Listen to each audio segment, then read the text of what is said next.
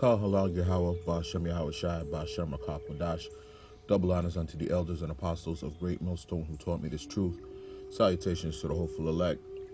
This is 2nd Ezra chapter 15, verse 28, and it reads, Behold the horrible vision and the appearance thereof from the east, where the nations of the dragons of Arabia shall come out with many chariots, and the multitude of them shall be carried as the wind upon the earth, that all they which hear them may fear and tremble.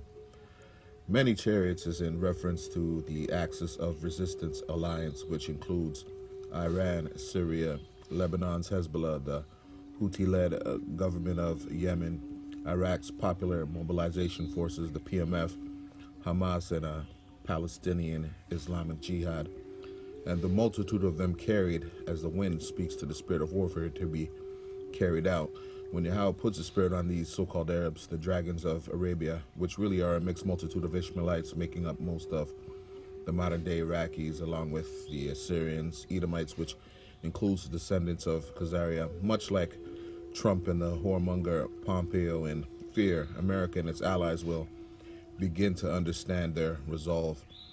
Verse 30, also the Carmanians, the Persians, Iranians, who really are Elamites from where the idea of jihad originated, raging in wrath shall go forth as the wild boars of the wood, and with great power shall they come, and join battle with them, and shall waste a portion of the land of the Assyrians, and then shall the dragons have the upper hand, remembering their nature.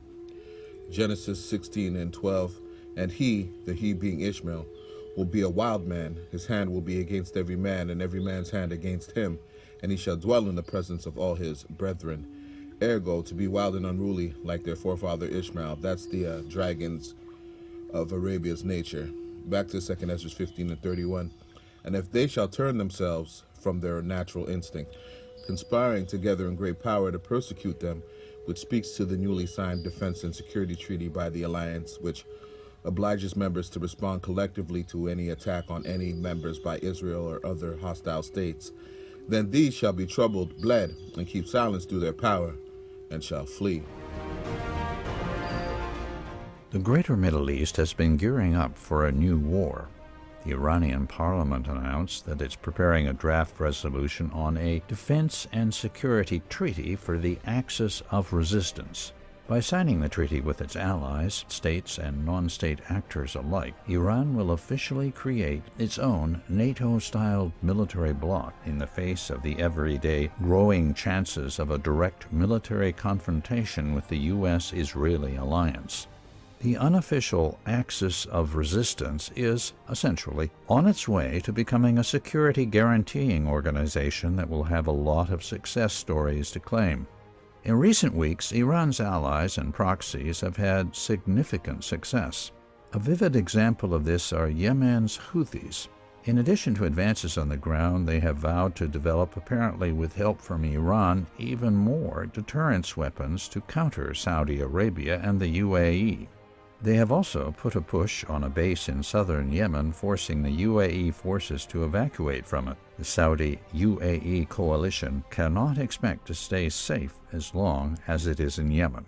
Such successes under conditions of strict naval, land, and even air blockade stand as a testament to the fact that some sort of higher-level organization is taking place behind the scenes.